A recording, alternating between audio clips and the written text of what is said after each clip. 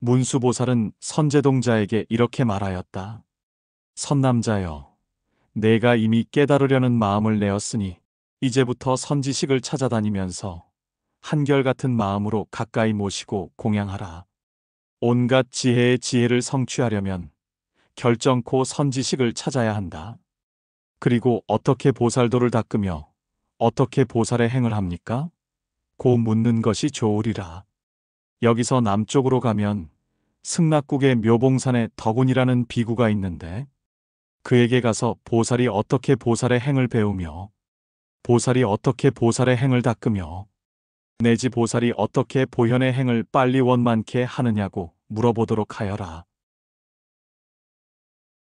선제동자는 문수보살에게 하직하고 문수보살의 말씀대로 승낙국의 묘봉산에 올라갔다. 이래 동안을 찾아다니다가 산 꼭대기에서 천천히 거닐고 있는 덕운 비구를 만나 보살행 닦는 법을 물었다. 덕운은 이렇게 말하였다. 선남자여, 안욕따라 삼막삼보리 마음을 내고 보살행을 묻는 것은 진실로 어려운 일이다. 나는 해탈의 힘으로 지혜의 눈이 깨끗하여져서 모든 세계를 살펴보는데 조금도 막힘이 없었다. 그리하여 수효를 알 수 없는 부처님 내가 교화할 만한 중생을 따라서 자제한 보리법을 보이시며 대중에서 사자후하시는 것을 보았노라. 나는 이 보문광 명삼매만은 알지만 보살들의 원만한 지혜와 수행은 나로서는 알지 못하노라. 여기서 남쪽으로 가서 해문국에 있는 해운 비구에게 물어보는 것이 좋으리라. 선제동자는 이 가르침을 듣고 기뻐하면서 남쪽으로 해운 비구를 찾아가 이렇게 물었다. 거룩하신 이여, 저는 온갖 지혜의 큰 바다를 건너려 하옵니다. 보살이 어떻게 하여야 나고 죽는 성품을 여의고 부처님 집에 태어나서 큰 서원을 내고 여러 중생들을 건집니까?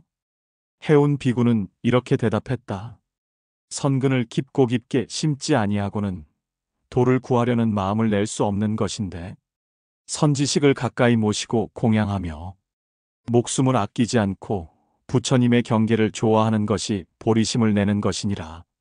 내가 이 해문국에 있은 지 12해 동안에 바다를 대상으로 생각하여 보았다. 바다는 넓기가 가히 없고 깊기가 밑이 없으며 한량없는 보배가 들어있고 엄청난 물이 모여있다. 바다는 여러 가지 빛깔을 가졌고 큰 고기가 사는 데이며 많은 구름이 덮인 곳으로서 바닷물은 늘지도 줄지도 않는 곳인 줄을 생각하였노라. 나는 또 이렇게도 생각하였다. 이 세상에 바다보다 더 넓고 더 깊고 더 장엄한 것이 또 있을까?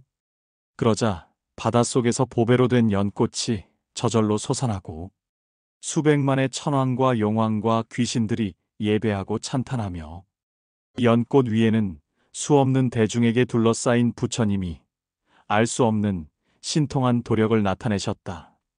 그때 그 부처님이 오른손을 들어 나의 정수리를 만지시면서 보안법문을 말씀하셨는데 부처님의 경계를 보여주며 보살의 행을 나타내시는 것이었다. 나는 1200년 동안 그분의 가르침을 받들어 왔으므로 이 한 가지 법문은 알지만 어떻게 보살의 모든 행을 알 수 있으랴? 여기서 남쪽으로 60유순을 가면 능가로 가는 길 옆에 해안이라는 마을이 있는데 그곳에 선주 비구가 있을 것이다. 거기 가서 법을 물으라. 선제동자는 그의 말을 생각하면서 해안국에 가서 선주 비구를 찾았다. 선주 비구는 허공에서 거니는데 많은 하늘 무리들이 꽃을 흩으며 풍악으로써 공양하고 있었다. 선제동자는 합장하여 예배하고 이렇게 여쭈었다.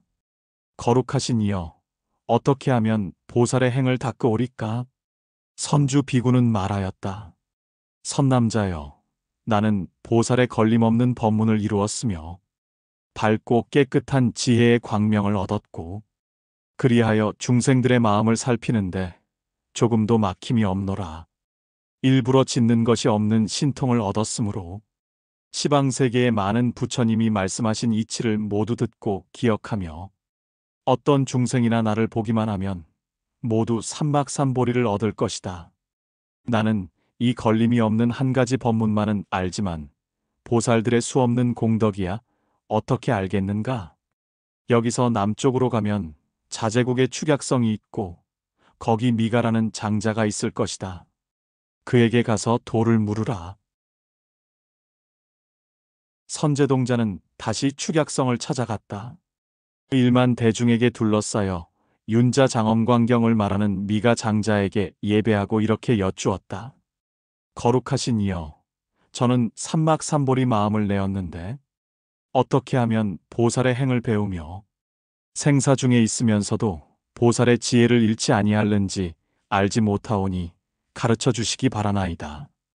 이때 미가 장자는 자리에서 내려와 선제동자에게 공손히 절하며 여러 가지 향과 꽃과 옷으로 공양하고 이렇게 말하였다. 좋다, 좋다, 선남자여. 그대는 이 위없는 보리 마음을 내었구나. 이 마음을 내는 이는 온갖 부처의 성품을 지키고 모든 부처님 세계를 깨끗하게 하고 모든 중생을 교화하게 되어 부처님과 하늘들의 보호를 받고 깨끗한 광명이 보살도를 비춰줌을 얻게 되리라. 선남자여, 보살은 중생의 부모가 되어 그들의 고통을 덜어줄 것이며 땅이 되어 모든 선근을 길러줄 것이며 바다가 되어 한량없는 공덕 보배를 갖출 것이며 햇볕이 되어 세간의 어리석은 어둠을 없애버릴 것이며 서늘한 달이 되어 모든 중생을 시원하게 할 것이며 맹렬한 불이 되어 탐심과 애욕을 태울 것이며 다리가 되어 나고 죽는 바다를 건너게 하리라.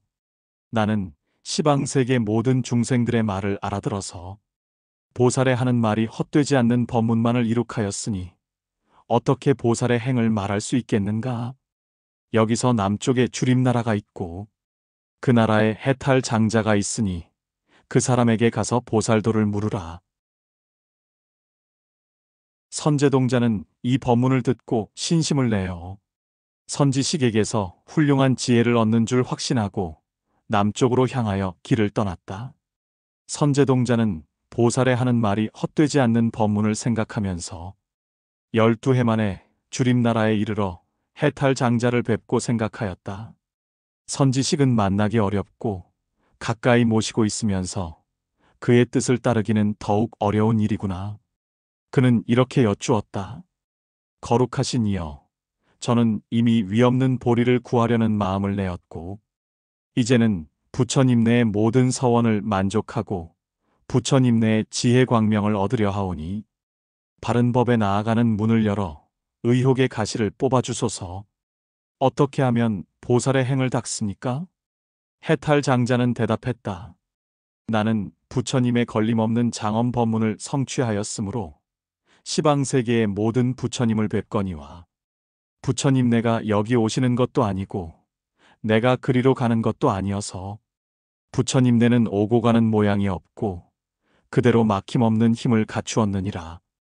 내가 안락세계의 아미타 열애를 배려하면 마음대로 뵙고 전단세계의 금광명경 열애 내지 보사자 장엄세계의 비로자나 열애를 배려하면 다 뵙게 된다. 그러나 저 열애께서 여기 오시지도 않고 내 몸이 거기 가지도 않나니 모든 부처님이나 내 마음이 모두 꿈 같은 줄을 알며 모든 부처님은 그림자 같고 내 마음은 물 같은 줄을 알며 모든 부처님의 모습과 내 마음이 환과 같고 메아리 같음을 아나니 나는 이렇게 알고 이렇게 뵙는 부처님이 제 마음으로 말미암은 것인 줄 생각한다.